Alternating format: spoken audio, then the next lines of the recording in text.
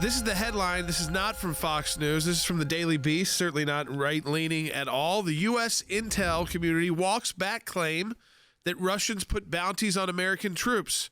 It was a huge election time story that prompted cries of treason, but according to a newly disclosed assessment, Donald Trump might have been right to call it, quote, a hoax. That is the Daily Beast. The same day, the U.S. State Department, Secretary of State Blinken, put sanctions on Russia, some on other issues that make sense, but cites this now confirmed hoax.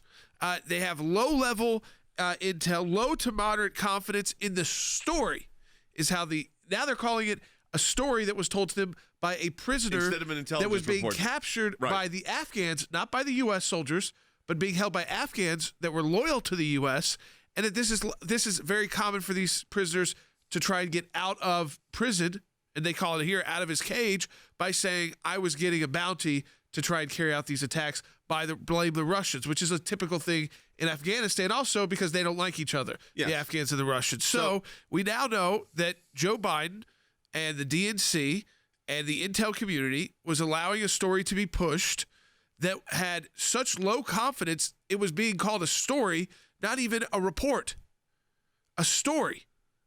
And they used it to call Donald Trump treasonous. Take a listen to Joe Biden back during a debate this summer by 12. He's Putin's puppy. He still refuses to even say anything to Putin about the bounty on the heads of American soldiers. Now, if Donald Trump got the briefing that they had low to moderate confidence in the story, why would he say anything to Putin about it? You wouldn't. You'd He wait. wouldn't. Of course. Now, here's the thing. There's 3 lawyers that are on this radio broadcast right now that know about this Russia hoax. And that is me, Jordan, and Andy. The 3 of us. We know because we litigated it for 3 years with Bob Mueller. There was nothing in that Russia hoax. And now the Intelligence Committee saying, well, our report, which is now not a report, it was a story. We have low confidence in it, low to moderate, which is no confidence in it. And they used it, Andy, as a ploy against the former president of the United States.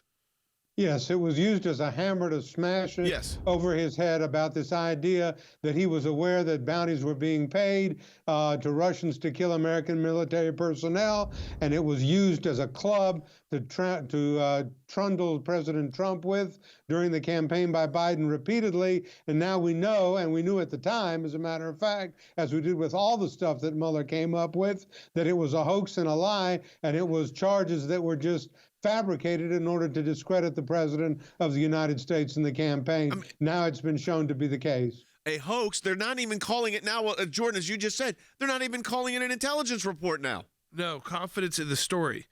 After all, translated from the jargon of spy world, this is from the Daily Beast, that means the intelligence agencies have found the story is at best unproven and possibly untrue. So at best, unproven. So if you were a competent president of the United States, there's no way you would be publicly or even privately attacking another world leader over this issue. There might be other reasons to go after Putin, but not this issue. But then they stuck at the State Department the same day this comes out. Blinken says he uses it in his rationale for sanctions against Russia, the bounty issue, which they now have discredited. Right. And so what do you have now is will anyone call them out on it? Well, we know someone who will, Rick Grinnell, former acting director of national intelligence, ambassador to Germany, and a senior counsel to the ACLJ. He'll be joining us in the next segment of the broadcast to talk about this, again, hoax after hoax after hoax when it comes to Russia, folks. We fought back against this narrative. We have to continue to fight back against this because we all get smeared with it if we don't. We'll be right back.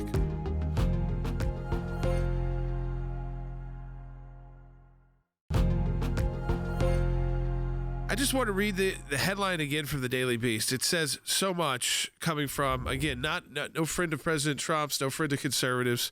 Daily Beast headline yesterday, U.S. intel walks back claim that Russians put bounties on American troops. It was a huge election time story. This is all from the Daily Beast headline that prompted cries of treason. Those cries of treason, by the way, were aimed at Donald Trump. Right. But according to a new disclosed assessment, Donald Trump might have been right to call it a hoax. Yeah. Of course, the whole Russia, everything in the Russia narrative with Mueller was a hoax. Then you have this report that's a hoax and low to moderate confidence. We find out what the low confidence is because it was somebody in an Afghan jail told the story. They're not calling it a report now. They call it a story. Rick Grinnell is senior advisor to the American Center for Law and Justice, especially on national security and global affair issues, and former acting director of national intelligence, former ambassador to Germany. Rick, your reaction to this? I mean, it's just so outrageous. You look at what I think the Daily Caller did a really good job of compiling all of the DC media types conspiracy theories where they pushed this during an election. Let's be very clear. They were pushing this during an election. They also told us not to look at Hunter Biden's laptop because that was Russian disinformation. I think we've got to start looking at what the media has done to interfere in the 2020 election. We now have multiple stories that were lies that they pushed. And how about the fact that we had organizations like CBS News saying that they had confirmed additionally what this report said. So they went out on a limb and said, we also can confirm this. This is once again, using leaked, anonymous information and pretending like it's some sort of intelligence verified set of documents, and it's partisan. It's terrible. Well, I was just going to follow up on the partisan aspect of it, Rick and Jordan, because the politics of this are unreal. Biden went and said, can we play that again, where he says, needs to apologize? I'm that the president, what he did was so wrong. This is from Joe Biden himself on the campaign trail. He's Putin's puppy. He still refuses to even say anything to Putin about the bounty on the heads of American soldiers. Thank God he didn't.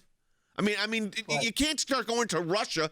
Well, listen, there's enough trouble dealing with Russia as it is. We all know that. You know it better than us. But the fact of the matter is, you don't go there and start something when you don't have evidence. Andy, we like evidence. The evidence it wasn't there on the Russia hoax. It wasn't here on this one either, Andy. Evidence is a good thing to have, especially when you're making allegations of this nature, especially when you're in court, especially when you're conducting investigations.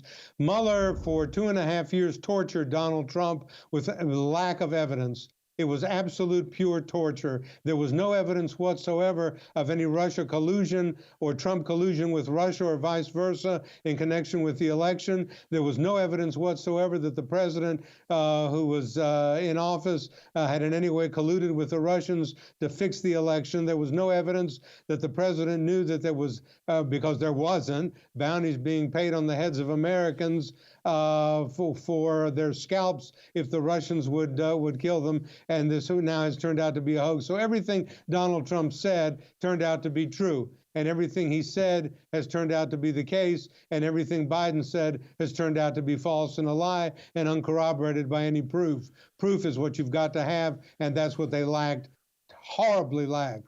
So, Rick, in the State Department release yesterday about holding Russia to account, they mentioned the solar wind intrusion, the hack. Okay, we can accept that for now. But then they put in, the same day this report comes out, reports of bounties on U.S. soldiers and then, of course, interference in the 2020 election. But I'm reminded of this, Rick, that it was under Obama that the Crimea was annexed, and it's under Joe Biden that Russians are again lining up their troops and tanks to invade Ukraine because they weren't getting the lethal assistance from the United States under Obama that they received under Trump. Look, if you take what this executive order from Joe Biden says on Russia, if you take it at face value, then the only thing you can do is look at the Germans and say, absolutely not. You will not build the Nord Stream 2 pipeline and feed the beast of Russia. You're not going to feed them money if this is such a crisis. But yet, that's not what the Biden administration has done. Not only have they not told the Germans in any unequivocal way to stop. They're not implementing sanctions on the companies that are doing the work on Nord Stream 2, and they stopped the rollback of troops, and they've increased the troops. They're rewarding the Germans. They're not punishing the Germans for this. This whole thing is politics. You've got so many people just jumping in and pretending like Russia is the crisis. Russia is a problem, and it's worth saying constantly. Russia is a problem like they always been. They push propaganda. But now we have a whole bunch of people pushing propaganda in Washington, D.C., and giving the Chinese line, which is that Russia is the number one crisis. Don't look at China. That's what the Democrats are giving us. The follow-up on that is the reaction in Washington, Fan. What are we hearing on Capitol Hill on this? I mean, it's just broke today. Yeah, I mean, it depends who you ask, Jay. I mean, unfortunately, the left in Washington, D.C. doesn't start with evidence as you suggest they should. I mean, that's what intelligence is. Intelligence is a form of evidence, and you're supposed to act based on your confidence level in it. But that's not where the left in Washington, D.C. starts. They always pick and choose when to take the threat of Russia seriously based on whether or not it fits their political agenda or their narrative, Jay. So I would tell you that the left in Washington, D.C. is not going to have a dramatic response to this because if it doesn't fit their narrative, they don't really care what the evidence says. Well, here's according to officials with the Biden administration. This is what they're saying, Rick.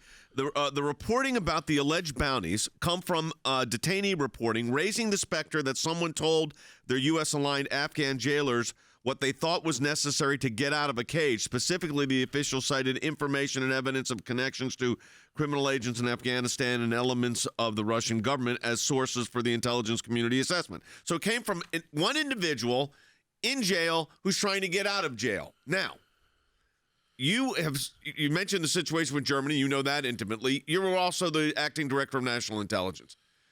The Secretary of State today used this bounty issue while the administration was getting out there, trying to get ahead of a story, getting out there that this never happened, or the confidence level was low to moderate this ever was an issue.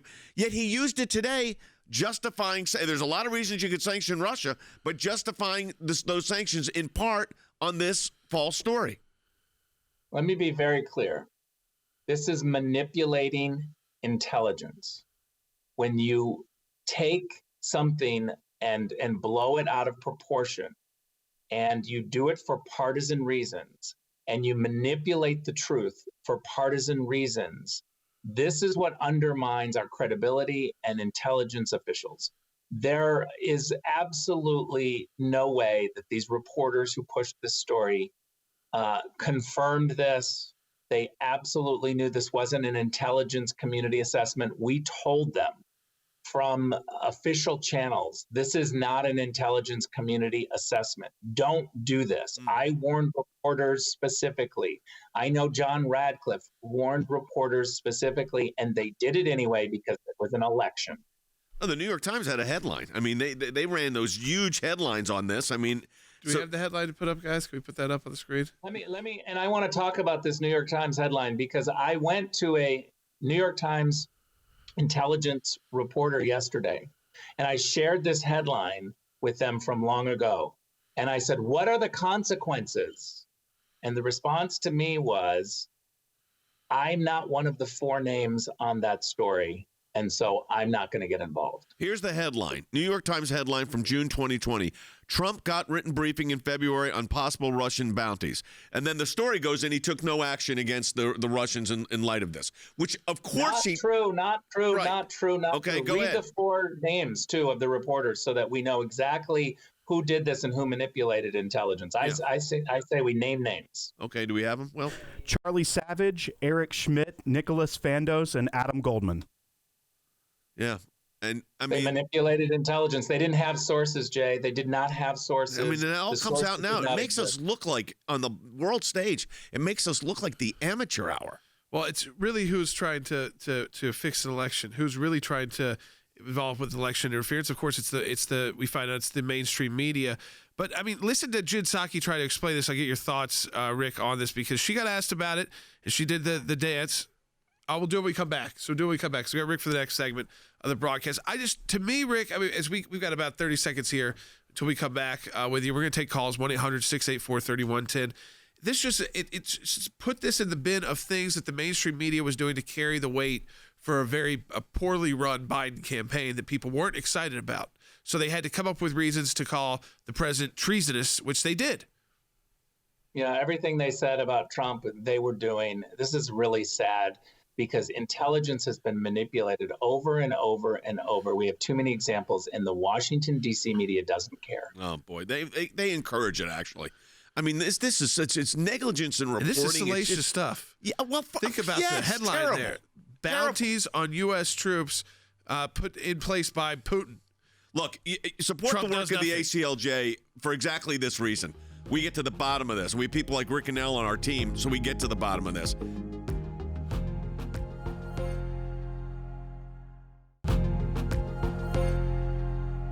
All right, welcome back to Sekulow. So Jen Psaki got asked about this because Joe Biden was very critical of President Trump during the campaign, and then you had people using the word treason to describe President Trump's actions or inaction when supposedly when it involved this story about bounties on U.S. troops put in place by Russia, which at the time raised a lot of questions like, what time frame were they talking about? Is this modern?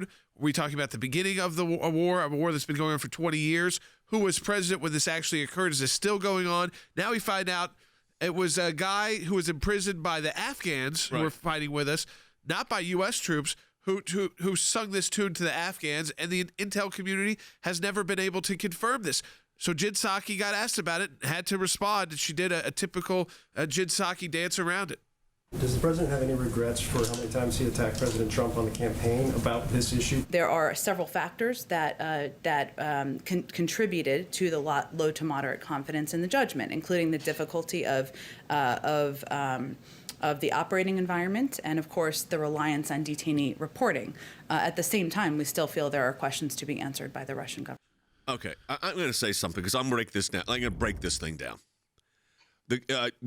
First of all, she never answers the question, of course, and that was the reporter's question was the attack President Trump about this a lot. Does the president have any regrets for that? She doesn't say, yeah, we probably shouldn't have done that, or no, we still think. She says instead there are several factors that contribute to the low to moderate confidence in the judgment. Then skip a couple, including reliance on detainee reporting, someone trying to get out of a jail. I mean, Andy, you're a prosecutor. I mean, that's not a really helpful admission, a jailhouse confession.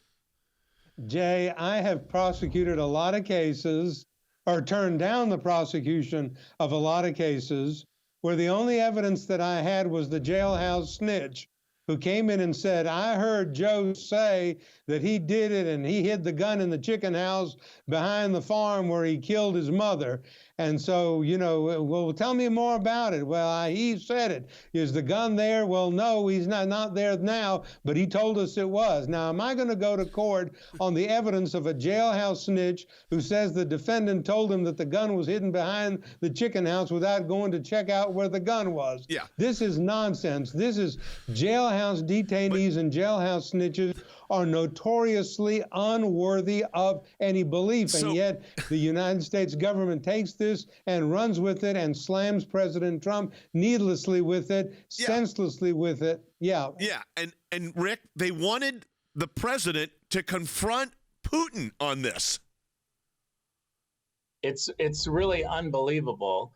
She didn't answer the question. She stuttered. She didn't really know how to respond, so she dropped back, and then I think that she revealed something that they didn't reveal before. She called it low to moderate information, and that's not what they said last year. That's not what they said during the campaign. They went with it and literally called it fact. And so now they're walking it back, and then they do the same old thing, which they always do on Russia, which is Russia has a lot of questions to answer. And so it's this Chinese line. This is what what Beijing wants the Democrats to do, is to focus on Russia, to get all of America and the American media to focus on Russia. Meanwhile, there is a crisis going on with China. We have to be able to do both. Again, Russia's a problem. China is a crisis. Yeah, I think that this is the thing. Russia, I mean, no one is trying to defend, Rick, actions by Russia. Right now, they're mounting more troops up on the border, though I will say they tend to take that action under the Obama-Biden world, and they weren't taking that kind of action under the 4 years of President Trump. So now they're going to go back in and, who knows, try and invade different parts of Ukraine. They're talking about storing nuclear weapons there. And yet, where we're supposed to be taken on this is the election interference by Russia in 2020 in an election where, I mean, Joe Biden's in the White House, and yet that's where the sanctions are, not on the fact that Russia's about to invade a sovereign country again.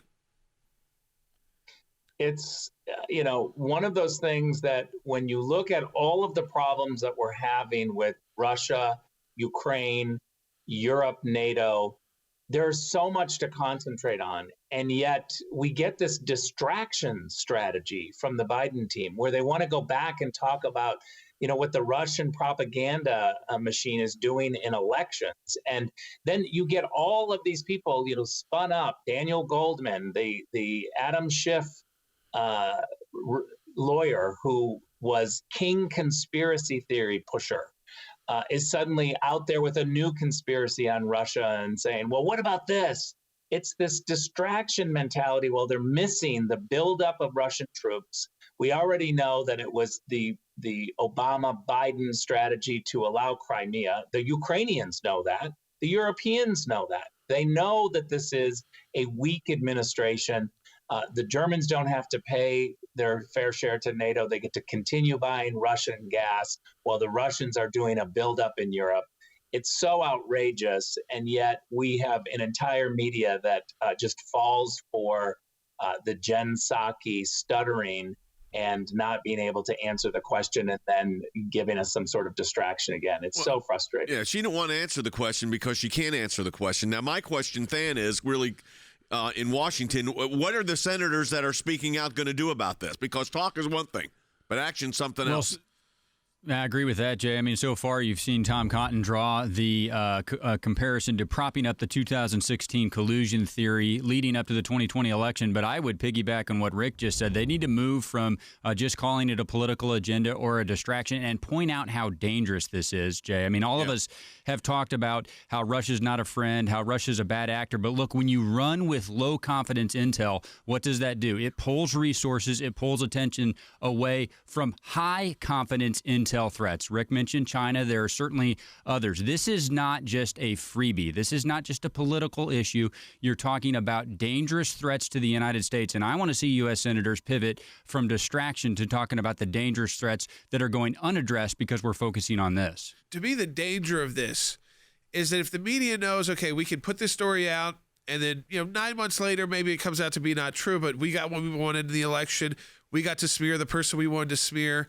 And they're not being taken off of Twitter. They're not being shut down. They're not being canceled. Their Twitter account's still active. They're not being taken off Facebook or YouTube or anything like that. It kind of just gives them more of a reason to keep it up.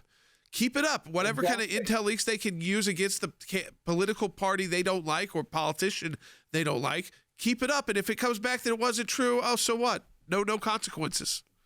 Well, look, I think ACLJ Twitter account should repost that damaging Daily Caller video, which shows the media last year hyping this story.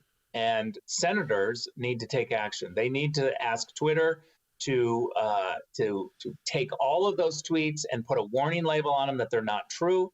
We need to start demanding from Congress that big tech play fair. I think Will Haynes, our producer, pointed this out, and he's correct. And that is, you got to have some legitimate restraint when you're dealing with world leaders where you could start a conflict that will have global implications. And you don't start that over an unconfirmed story from a jailhouse snitch like you don't start a special counsel investigation from an unconfirmed, unverified dossier, but they did. So I think what Than said earlier is maybe we do get some kind of FOIA on this. Now, Than, my concern here is that they will immediately come back with investigative privilege. Well, they'll probably fight it. I do think it's worth pointing out, though, Jay, you notice that this wasn't leaked during the Trump administration. They didn't leak the fact that the confidence was low to moderate because, they were more interested in making the right decision than defending themselves in public. Which they do want to underscore. You're right. Than brings up a very good point. They could have gotten it right out there, and they didn't. But go ahead, Than. Well, I just want to underscore something that Jordan said because I think it deserves follow-up as well. Members of Congress, even though they're elected, Jay, they have a duty. It is a moral duty. It is a fiduciary duty to handle intelligence correctly. It's not an automatic grant. When you mishandle it, you ought to lose the privilege to get it, and there are several members of Congress that ought to lose that privilege right now. And I just want to underscore, we cannot allow a media and elected Democrats, like they had said, to get away with calling our president at the time treasonous when they knew full well that the information they're reporting was faulty. They knew that. and yet they couldn't let it go. Like the Russia hoax, it's all been a hoax.